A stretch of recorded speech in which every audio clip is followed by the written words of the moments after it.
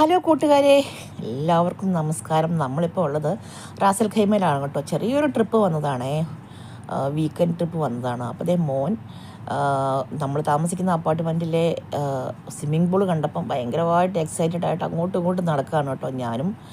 ഞാൻ സാധാരണ വരാറുള്ളത് കൊണ്ട് എനിക്ക് അത്ര വലിയ എക്സൈറ്റ്മെൻ്റ് ഒന്നും തോന്നിയില്ല. മോൻ പക്ഷേ ഭയങ്കരമായിട്ട് എൻജോയ് ചെയ്യും. അതെ, ഈ കാണുന്നത് മുഴുവൻ നമ്മൾ താമസിക്കുന്ന അപ്പാർട്ട്മെൻറ്റിന് ചുറ്റുമുള്ള അപ്പാർട്ട്മെൻറ്റ്, എല്ലാം യൂറോപ്യൻ മോഡൽ ബിൽഡിങ്സാണ് കേട്ടോ. അപ്പം നമ്മളിങ്ങനെ അവിടെയൊക്കെ നിന്നിട്ട് കുറച്ച് വീഡിയോസൊക്കെ പിടിച്ചു. അപ്പോൾ വൈകുന്നേരം എത്ര മണി വരെ ഉണ്ട് നമ്മുടെ സ്വിമ്മിംഗ് പൂൾ എന്നുള്ള കാര്യങ്ങളൊക്കെ നമ്മൾ നോക്കുകയാണ്. രാത്രി ഒന്ന് വന്ന് എൻജോയ് ചെയ്യാമെന്ന് ഓർത്തിട്ടാണ്. അപ്പോൾ നോക്കൂ, ഇത് ദൂരെ കാണുന്നത് ബീച്ചാണ് കേട്ടോ. അപ്പോൾ അങ്ങോട്ട് നമുക്ക് പോകണം. അപ്പം ഞാൻ എൻ്റെ ഇലക്ട്രിക് സ്കൂട്ടറിലാണ് പോകുന്നത്. അവർ രണ്ടുപേരും പുറകെ നടന്നു വരുന്നുണ്ട് കേട്ടോ. അപ്പം ഞാൻ കുറച്ച് മുമ്പേ ഇങ്ങോട്ട് പോകുന്നു. ഇലക്ട്രിക് സ്കൂട്ടർ ആയതുകൊണ്ട് എല്ലാ കാഴ്ചകളും എനിക്ക് കാണാൻ പറ്റി. ഞാൻ ഭയങ്കരമായിട്ട് എൻജോയ് ചെയ്തു കേട്ടോ. ചൂടൊക്കെ അത്യാവശ്യമുണ്ട്. അതേ സൂര്യൻ അസ്തമിക്കുന്ന കാഴ്ച കണ്ടോ, ഇത് ഞാൻ ഭയങ്കര ഇഷ്ടപ്പെട്ടു. ഞാൻ കുറേ നേരം ഈ സൂര്യൻ അസ്തമിക്കുന്ന കാഴ്ചകൾ ഇങ്ങനെ കണ്ട് ആസ്വദിച്ചു. അത്യാവശ്യം ചൂടൊക്കെ ഉള്ളതുകൊണ്ട് വിയർത്ത് കുളിക്കുന്നുണ്ട്. എങ്കിൽ പോലും അത്ര വലിയ ചൂടൊന്നും ഇപ്പോൾ ഇല്ല കേട്ടോ. ചൂട് കുറച്ച് കുറഞ്ഞിട്ടുണ്ട്. ദേ സൂര്യൻ അസ്തമിക്കുന്ന കാഴ്ച പിന്നെയും ഞാനിങ്ങനെ നോക്കും. ഒരുപാട് ബോട്ടുകളൊക്കെ ഉണ്ട്, പക്ഷേ യാത്രക്കാരൊന്നും ഇല്ല കേട്ടോ. അപ്പം ഞാനിങ്ങനെ വിയർപ്പ് തുടച്ചുകൊണ്ട് തന്നെ ഇങ്ങനെ, പിന്നെ ഇതാണ് എൻ്റെ ഇലക്ട്രിക് സ്കൂട്ടർ കേട്ടോ. ഈ സ്കൂട്ടറിലാണ് ഞാൻ കറങ്ങാൻ വന്നത്. അതിനകത്ത് ബാഗൊക്കെ തൂക്കിയിട്ടിട്ടുണ്ട്.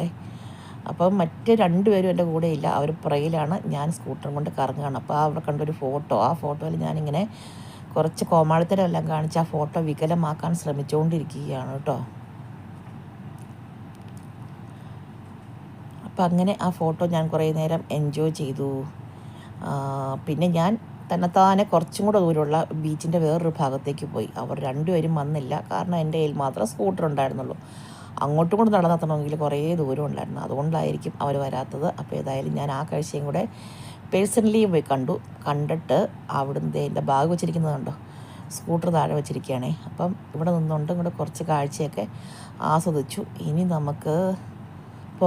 നമുക്ക് പോകേണ്ടത് എങ്ങോട്ടാണെന്ന് അറിയാം. ഇപ്പോൾ ഓപ്പൺ ബീച്ചിലേക്കാണ് നമുക്ക് പോകേണ്ടത്. അപ്പോൾ അവരങ്ങോട്ട് നേരത്തെ പോയിരുന്നു.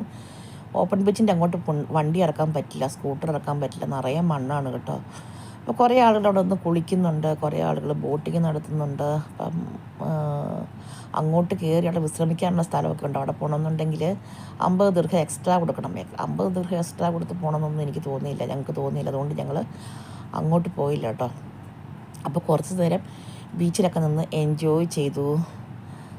എനിക്ക് അത്ര വലിയ ഇതൊന്നും തോന്നിയില്ല, കാരണം നമ്മുടെ ദുബായിലെ ബീച്ചിൻ്റെ അത്രയൊന്നും ഭംഗിയൊന്നും ഉണ്ടെന്ന് എനിക്ക് തോന്നി.